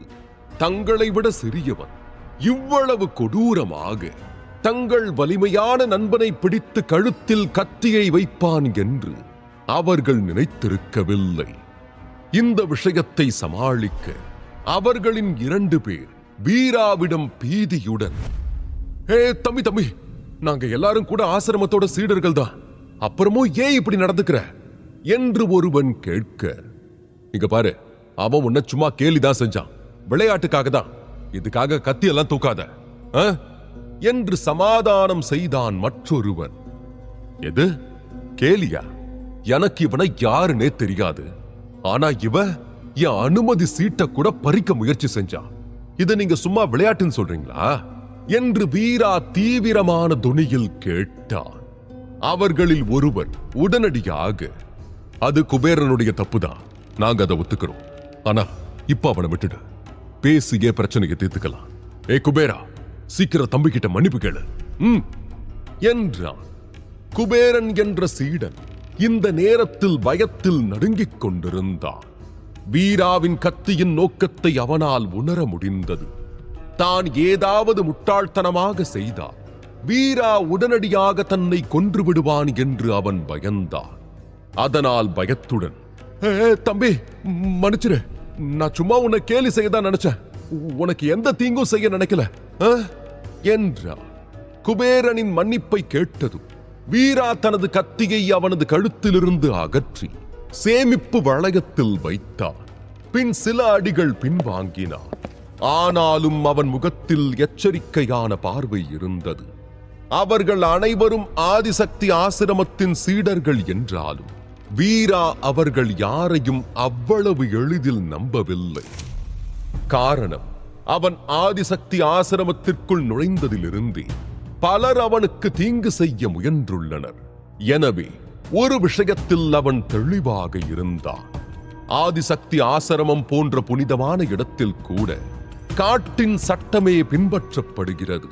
நீ பலவீனமான ஆட்டை போல நடந்து கொண்டால் மூர்க்கமான ஓநாய்கள் உன்னை கொன்று தின்னும். எனவே எப்போதும் ஒருவன் சிங்கம் போலத்தான் நடந்து கொள்ள வேண்டியிருந்தது. வீரா விலகியதும் குபேரன் தலையை அசைத்து தன் கைகளால் தன் தலையை தொட்டு நிம்மதி பெருமூச்சு விட்டான். இனி ஒருமுறை நிச்சயம் இதுபோன்று யாரிடமும் அவன் வம்பிழுக்க மாட்டான் என்பது உறுதி. பின் வீராவை ஆச்சரியத்துடன் பார்த்த அவன் முகத்தில் ஒரு புன்னகை வந்தது. நண்பா, என் பேரு குபேரன். நாங்க 5 பேரும் அடிக்கடி தெற்கு பகுதிக்கு நரமாமிச பூச்சிகளை வேட்டையாட போவோம். அந்த பூச்சிகள் எப்பவும் குழுக்களாதான் தாக்கும். அதனால யாரும் அங்க தனியா போறது ஆபத்து என்றான். குபேரனின் வார்த்தைகளை கேட்ட பிறகும் வீரா எந்த எதிர்வினையும் காட்டவில்லை. இதை பார்த்தவன், நீயும் அந்த பூச்சிகளை தானே வேட்டையாட போற, உனக்கு விருப்பம்னா நீ எங்க குழுவில் சேர்ந்துக்கலாம் என்றான். வீரா தலையை ஆட்டி மறுத்தான். இல்ல நன்றி, ஆனா நான் எப்பவும் தனியாத வேலை செய்ய விரும்புறேன் என்ற வீரா மற்றொரு மூலையை கண்டுபிடித்து மீண்டும் கண்களை மூடிக்கொண்டு அமர்ந்தான். இந்த சம்பவம் அங்கிருந்த பலரின் கவனத்தை ஈர்த்தது. பெரும்பாலான மக்கள் வீராவின் அணுகுமுறையை ஏற்றுக்கொண்டனர். சில உள் சீடர்கள் கூட வீராவை மரியாதையுடன் பார்த்தார்கள். அதே நேரம் பெருமூச்சு விட்ட குபேரன், யார் இவன் வந்தான், சும்மா பேசினதுக்கு கழுத்துல கத்திய வச்சான், இப்ப போய் உட்கார்ந்துட்டான். போர் வீரர்கள் எப்பவும் தங்களை சுத்தி ஆபத்து இருக்கிறதா கற்பனை செஞ்சுக்கிறதே விரும்புறாங்க. நானும் அப்படிதான் இருந்தேன். ஆனா திடீர்னு நிஜ ஆபத்து முன்ன வந்த உடனே தானே தெரியுது அந்த கணம் எப்படி இருக்கும்னு. இந்நேரம் என் மூச்சே நின்னு இருக்கும். திரும்ப ஒரு முறை இதே மாதிரி யார் கத்தியாவது என் கழுத்துக்கு வந்துச்சு, கற்பனையிலேயே நான் செத்துருவேன்.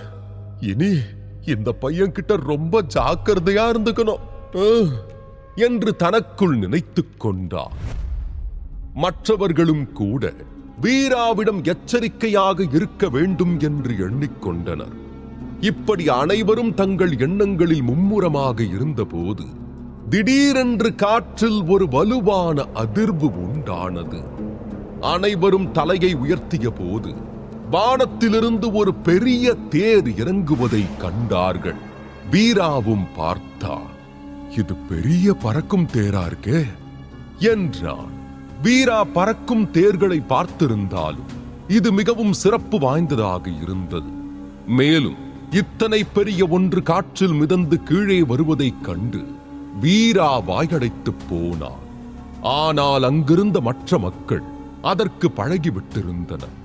எனவே தேர் வருவதை கண்டதும் அவர்கள் எழுந்து நின்று தங்கள் சாமான்களை எடுத்துக்கொண்டு புறப்பட தயாராகினர்.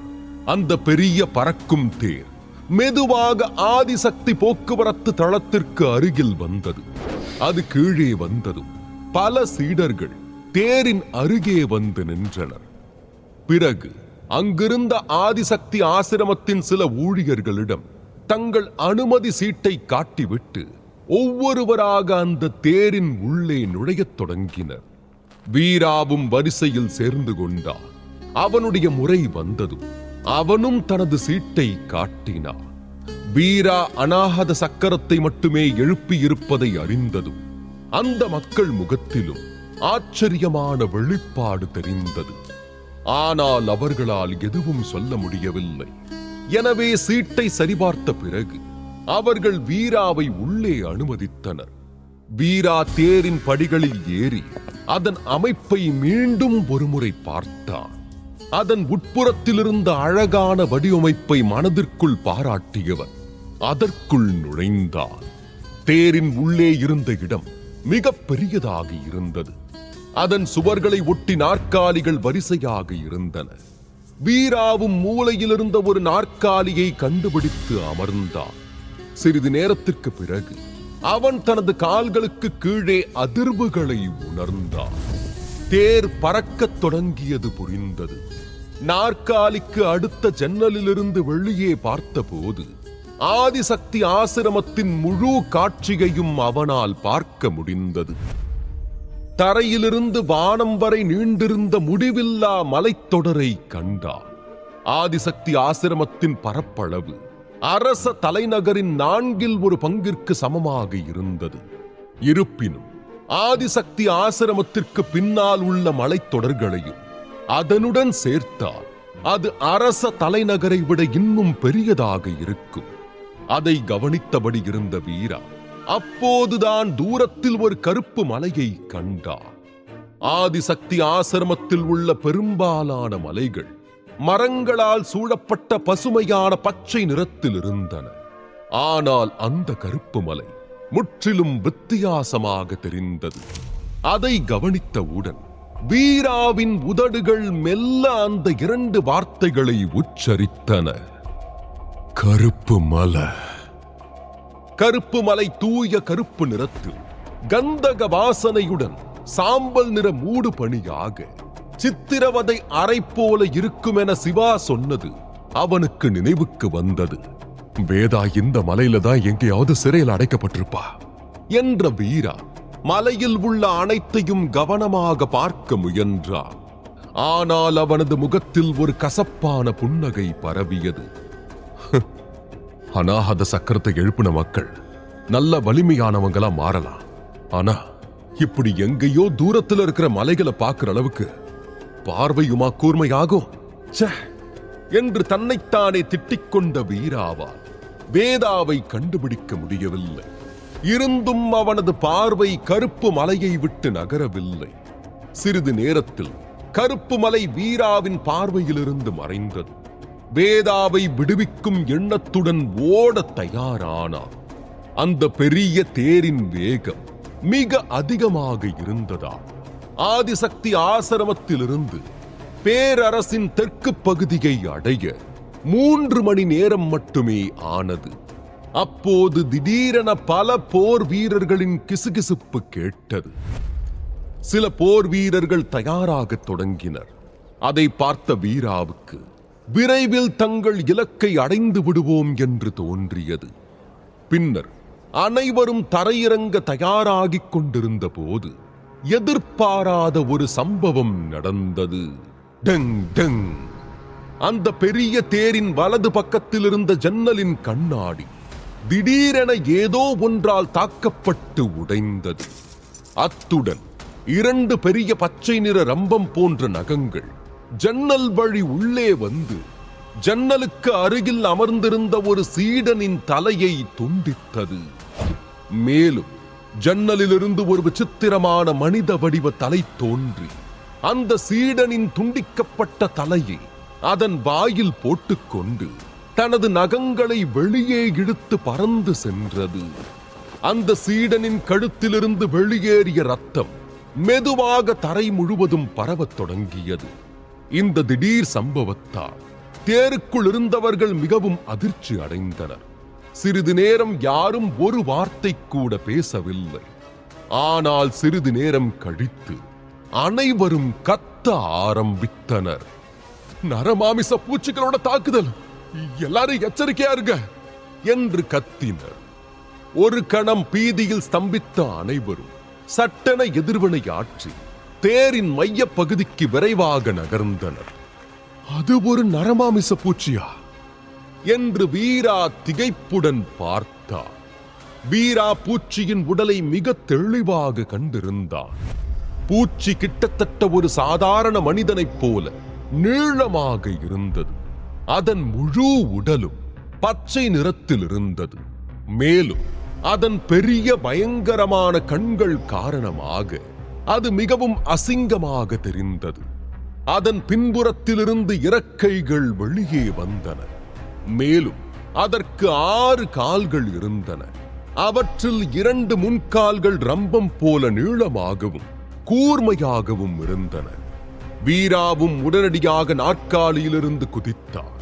அப்போது அவனுக்கு அருகில் உள்ள ஜன்னலின் கண்ணாடியை உடைத்து ஒரு பூச்சி வீராவை தாக்கியது. 2 பச்சை ரம்பம் போன்ற நகங்கள் வீராவை நோக்கி வேகமாக வந்து அவனை கடிக்க முயன்றார். பூச்சி மிக வேகமாக நகர்ந்தது. அதன் நோக்கம் வீராவை கொன்று அவனது மண்டை ஓட்டை ருசிப்பதாகும். வீரா நரமாமிச பூச்சிகளை கையாள்வது இதுவே முதல் முறை என்பதால் கொஞ்சம் பதட்டமாக இருந்தான். ஆனால் அவன் பின்வாங்கவில்லை. பூச்சியின் வயிற்றில் கடுமையாக குத்தினான். ஆனால் அந்த பூச்சியின் மீது ஒரு தடிமனான கவச அடுக்கு இருந்தது. அதனால் அவனது குத்து பயனற்றதாக மாறியது. முதலில் வீரா கவசத்தை குத்தி துண்டு துண்டாக உடைத்திட நினைத்தான். ஆனால் அது இவ்வளவு வலுவாக இருக்கும் என்று அவன் எதிர்பார்க்கவில்லை. பயனில்ல என்றவன் சொன்ன நேரத்தில் ரம்பம் போன்ற 2 நகங்கள் வீராவை நெருங்கின. ஓ! அந்த நொடியில் வீராவின் பின்னாலிருந்து ஒரு சிவப்பு வாள் மின்னல் வேகத்தில் தோன்றியது. வாள் மிகவும் கூர்மையானதாக இருந்ததால் அது ஒரே அடியில் நரமாமிச பூச்சியின் தலையை வெட்டியது. நரமாமிச பூச்சியின் தலை அழிக்கப்பட்டாலும் அதன் 2 கூர்மையான நகங்களும் இன்னும் செயல்பட்டன. ஆனால் தலை துண்டிக்கப்பட்டதால் அதன் வேகமும் வலிமையும் குறைந்திட வீரா அதன் கைக்கு எட்டாமல் தப்பித்தான். என் உயிரை காப்பாத்தினதுக்கு நன்றி நண்பா. ஒரு பாதுகாப்பான மூலைக்கு சென்ற பிறகு கருப்பு நிற உடை அணிந்த சீடனிடம் வீரா கூறினான். அந்த இளைஞனின் தலையில் நீண்ட முடி தொங்கிக் கொண்டிருந்தது. அவனது வலிமை ருத்ர மகாவீரனின் வலிமைக்கு சமமாக தோன்றியது. நாம எல்லாரும் ஆதிசக்தி ஆசிரமத்துடைய சீடர்கள். இதுக்கு நன்றி சொல்ல வேண்டிய அவசியம் இல்ல என்றவன். இந்த பூச்சிகளுடைய வயிறு ரொம்ப கடினமானது. ஆனா அதோட தலைப்பகுதி ரொம்ப பலவீனமா இருக்கும். அதனால அதோட நகங்களை தவிர்த்துட்டு அதோட தலையை தாக்க முயற்சி செய் என்றான். இதை கேட்ட வீரா தலையசைத்தான். இந்த நபர் மிகவும் நல்லவனாக தெரிந்தான். வீராவை காப்பாற்றியது மட்டுமல்லாமல் பூச்சிகளின் பலவீனங்களை பற்றியும் கூறினார். ஆதிசக்தி ஆசிரமத்தில் இத்தகைய நபரை காண்பது மிகவும் அரிது. பூச்சிகள் தொடர்ந்து தேரில் நுழைய முயன்றதால் பூச்சிகளுக்கும் அனைத்து சீடர்களுக்கும் இடையே சண்டை ஏற்பட்டது. சாலையின் நடுவில் நரமாமிச பூச்சிகள் திடீரென்று தங்கள் தேரை தாக்கும் என்று யாரும் எதிர்பார்க்கவில்லை. அப்போது சீடர்களில் ஒருவன், தேரோட கீழ்ப்பகுதியை பூச்சிகள் அரிக்குது என்று கத்தினார். கீழ்ப்பகுதி இந்த பெரிய தேரின் அடிப்பகுதி. தேரின் கீழ்ப்பகுதி அழிக்கப்பட்டால் தேர் காற்றில் பறக்க முடியாமல் வேகமாக தரையில் விழும். துரதிருஷ்டவசமாக இந்த ரதத்தில் இருந்த சீடர்கள் யாராலும் அந்த பூச்சிகளைப் போல பறக்க முடியாது. எனவே அவர்களுக்கு தேரை காப்பாற்ற வழியில்லாமல் போனது. விரைவில் தேர் ஒரு பக்கமாக சாய்ந்திட கீழே விழப்போவதை அனைவரும் உணர்ந்தனர். வீரா உடனடியாக ஒரு மூலையில் சரிந்து தனது உடலை நிலைநிறுத்த ஒரு தூணை பிடித்தார்.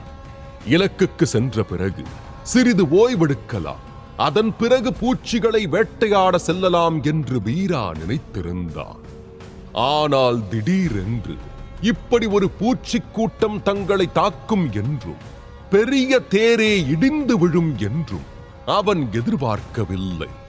இதை எண்ணிய வீராவுக்கு கசந்த புன்னகை வந்தது. அடுத்து என்ன நடக்கும்? இந்த பிரச்சனையிலிருந்து அவர்கள் எப்படி தப்பிப்பார்கள்? வீராவும் மற்ற சீடர்களும் தேரிலேயே இறந்து விடுவார்களா? அவர்கள் எப்படி உயிர் பிழைப்பர்? இவர்கள் நரமாமிச பூச்சிகளின் உண்மையான படையை எதிர்கொள்ளும் போது என்ன நடக்கும்? தெரிந்து கொள்ள இந்த எபிசோட் உங்களுக்கு பிடிச்சிருந்தா அந்த வீடியோக்கு ஒரு லைக் பட்டன் கொடுங்க. இந்த மாதிரி தொடர்ந்து வீடியோஸ்க்கு நம்ம சேனலை சப்ஸ்கிரைப் பண்ணிக்கோங்க. தேங்க்யூ.